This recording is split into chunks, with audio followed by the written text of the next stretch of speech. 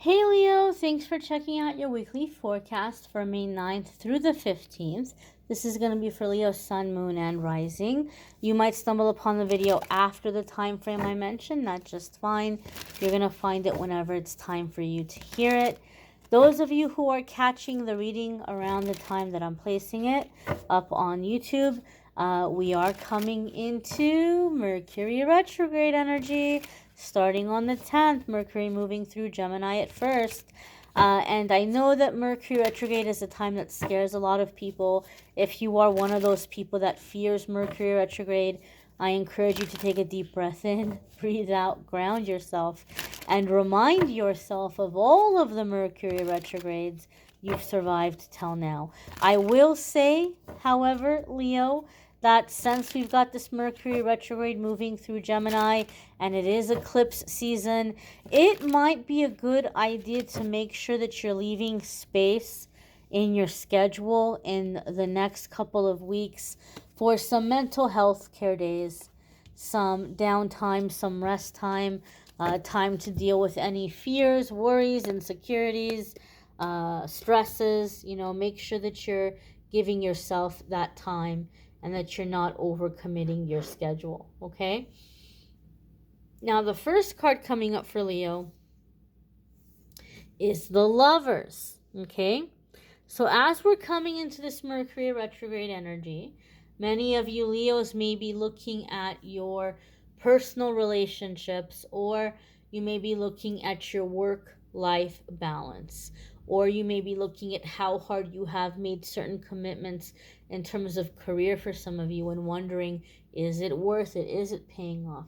I know that the Lovers card has this, after all, it's called the Lovers, right? So we associate it with love and romance. But some of you have heard me say this before. When the tarot was first put together, the sixth major arcana card was not called the Lovers.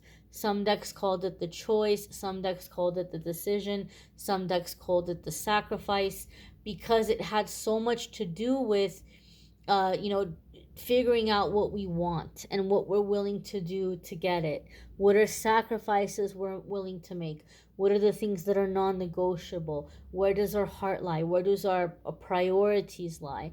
And so it's a card about choices and decisions. But it over time became known the Lover's card. So a lot of the times we automatically associate it with relationships, and that's not always the case. Now, there could be that aspect with some of you, okay? But if you're new to this channel, I do love and romance readings separate on my channel, and I link those in the description of the video. In the weekly forecast, I want to focus on you and your energy and your path. I want it to be more about you and less about other people. That being said, the Lover's card could be Gemini energy. Some of you could be dealing with a Gemini. If you have Gemini placements, there could be big changes or big shifts happening for you in those areas of your life. But oftentimes when the Lover's card comes up, we're being asked to make a choice. We're being asked to make a decision. What do we want? Okay, some of you may be full swing in like a new love, and as we're coming into Mercury retrograde, that energy may be causing the relationship to pause or slow down or go a little bit backwards, and that might be discouraging you. But this is telling you, hey, remember, Mercury retrograde is a good time to rethink things, to reprogram, to revise, to renew something. So this could be a good time for you to revisit your personal goals around your relationships, around your life. What do you want? What does love mean to you? What is a healthy work-life balance to you?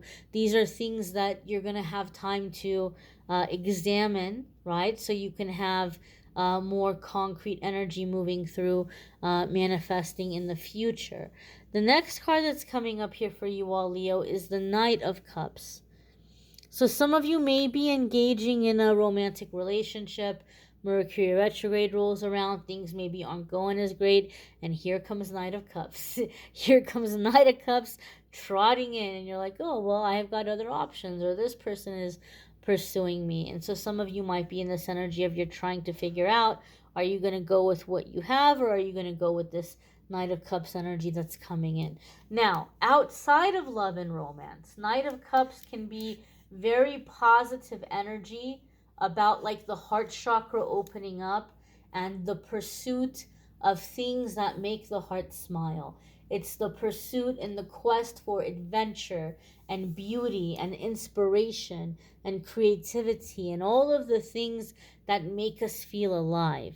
So some of you may feel like you're in some commitment where you're not feeling alive and you're wanting to feel alive. You're wanting to explore. You're wanting to adventure. Okay? And this doesn't have to be in terms of romance.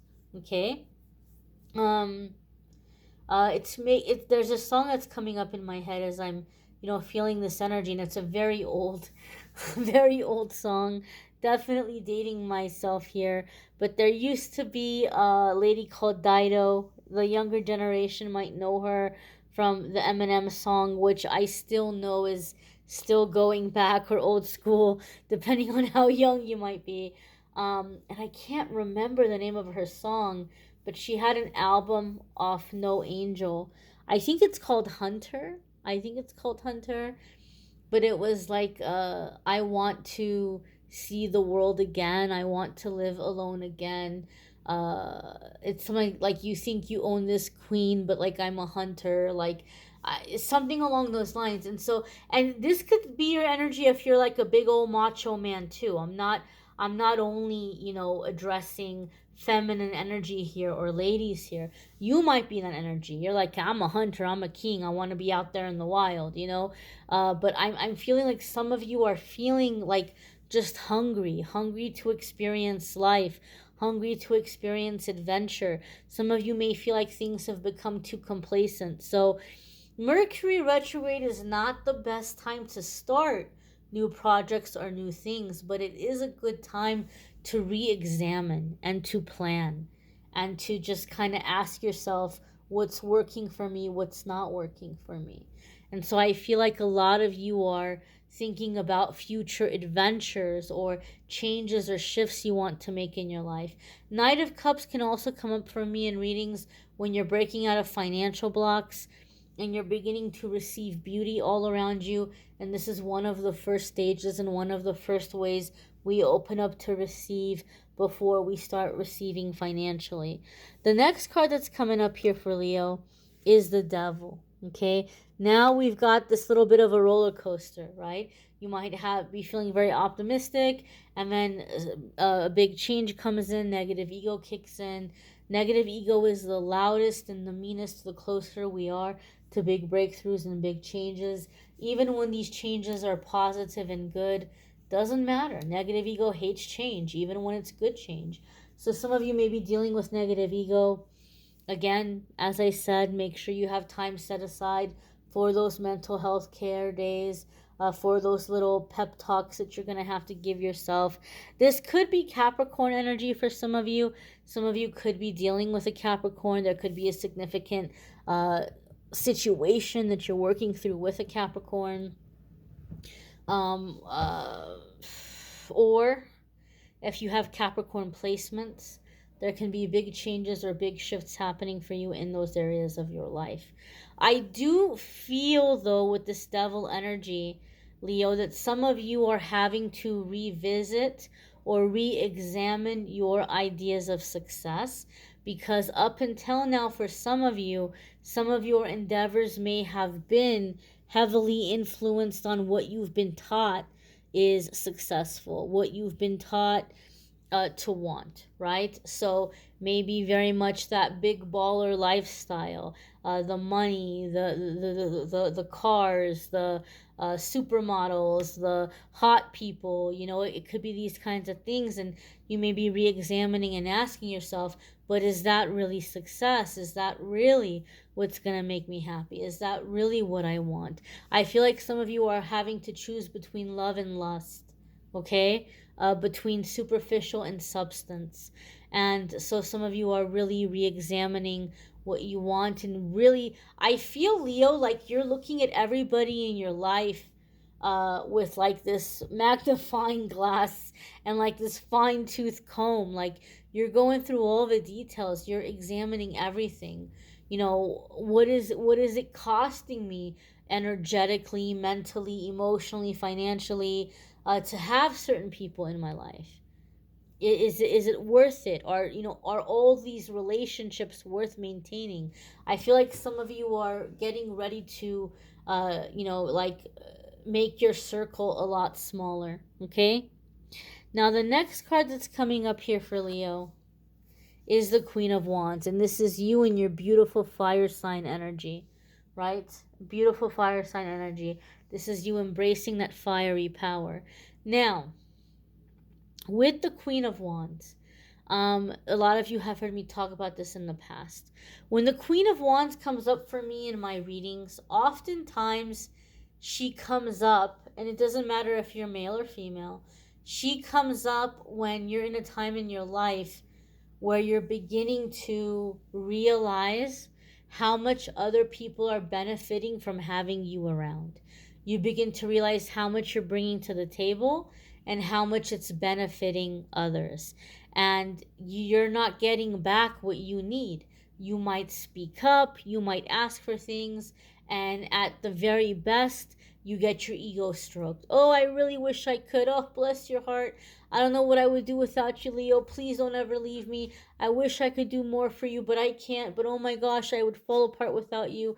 Like, they just kind of stroke your ego, but they don't do anything to make sure that your needs are being met or that you're getting what you want or what you deserve. And it can be very condescending.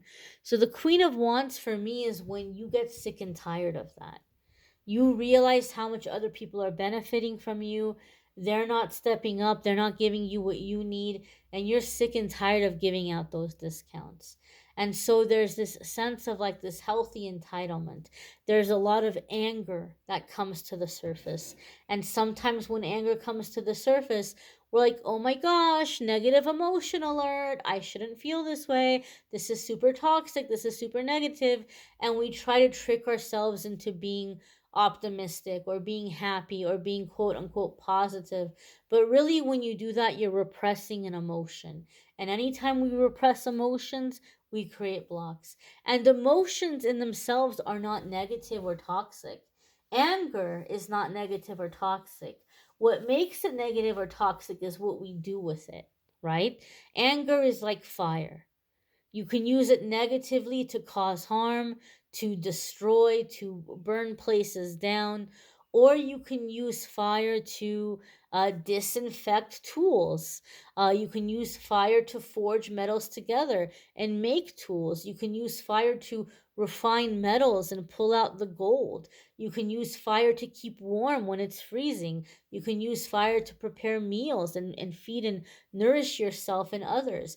You can use fire in a lot of ways that are having to do with well being and health and creation, but you can also use fire to destroy. So it's the same thing with anger. Anger in itself is not dangerous, anger in itself is not negative or toxic. It's how are you using it?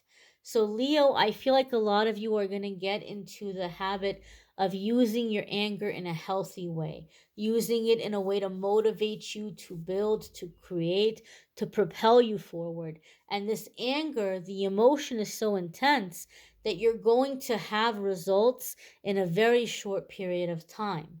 You're going to know what you deserve, you're going to go for it, and you're going to accomplish it. You're going to receive it in no time at all. Okay? You may want to check out your moon sign and rising sign videos. Some weeks your moon sign or rising sign might resonate more or add extra information that could be helpful for you. You may need a private reading, which I'm more than happy to do for you.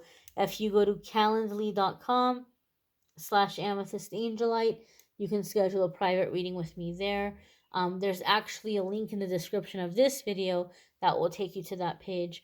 And also there's a link in the description of the video that will take you to the love readings for May, if you want to check out the love and romance readings. And don't forget, every single day I've been doing a card of the day, a daily message. If you want to start your day off with a little spiritual message, make sure you do that as well. I thank you all for watching, liking, sharing, commenting, subscribing. Have a wonderful week, my dears. Take care and be well, Leo.